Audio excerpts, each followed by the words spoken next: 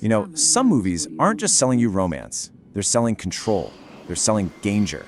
And that thrilling feeling that attraction itself is a massive risk. Now, it's a formula we've definitely seen before, but something's changing on our screens. Something darker and a whole lot more complex. So why are we so drawn to these stories? What is it about these high-stakes, high-tension relationships that just completely pulls us in? Well, the answer, as it turns out, is way more complicated than it used to be. Because there's a new wave of films out there that's taking that old, familiar formula of risky romance and pushing it into territory that's darker, grittier, and much, much more psychologically intense.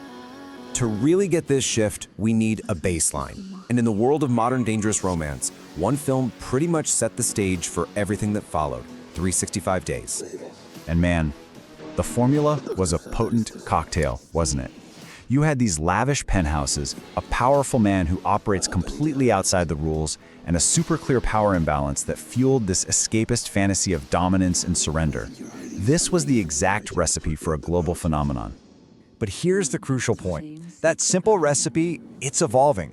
We're seeing a new crop of films that are taking those core ingredients and just transforming them, focusing way less on physical control and a lot more on psychological games. And this just illustrates the shift perfectly. We're moving from the fantasy of kidnapping to the reality of psychological manipulation. From simple physical dominance to the much more complex leverage of social status and emotions. And instead of pure escapism, these new stories are actually interested in exploring the consequences. So, what does this actually look like on screen? Let's get into the evidence and see how this builds across 5 recent and upcoming films that are really redefining this whole genre. First up, Fall for Me. It wraps desire in this sleek European thriller package. The tension isn't about physical capture, it's all about the psychological pull of a magnetic man you absolutely cannot trust. The power game is suspicion itself. Next, My Fault, London. This one uses that classic forbidden attraction trope, but it grounds it in the constant friction of two people who are forced to live together. The danger here comes from rebellion. Their attraction feels so explosive because it's a defiant act against their families, and it's fueled by ego, pride, and the adrenaline of street racing and secret fights. Then we have the critically acclaimed Nara. Here, the power isn't romanticized, it's completely exposed. A sex worker marries the son of a Russian oligarch, and the private jets and wealth, they don't offer a fantasy, they become a trap. The tension comes from status, watching her try to survive inside a relationship where she is just completely outmatched by family power.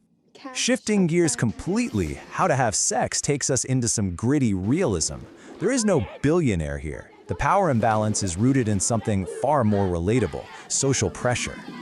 In the chaotic world of a teen holiday, the line between desire and discomfort gets so blurry, and the danger is entirely psychological, built on inexperience and vulnerability. And finally, A True Gentleman flips the entire dynamic. It's about a male escort whose survival depends on staying emotionally detached. So the tension isn't about him dominating someone, it's about the risk of him being emotionally exposed himself.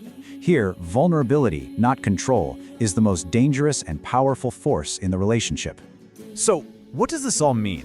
These 5 films point to a really clear shift, not just in filmmaking, but in what we, the audience, are actually looking for in these stories. The desire for that high-voltage chemistry is definitely still there, but our appetite has changed.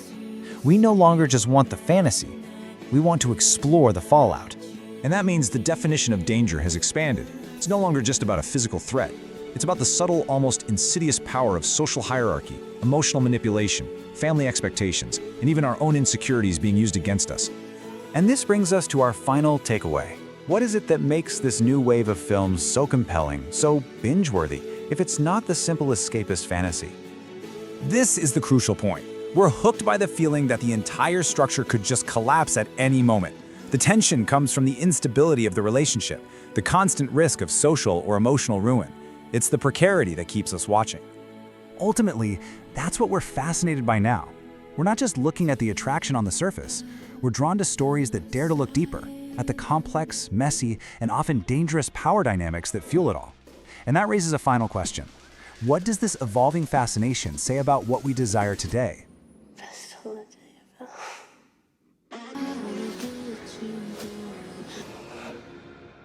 It's only for you.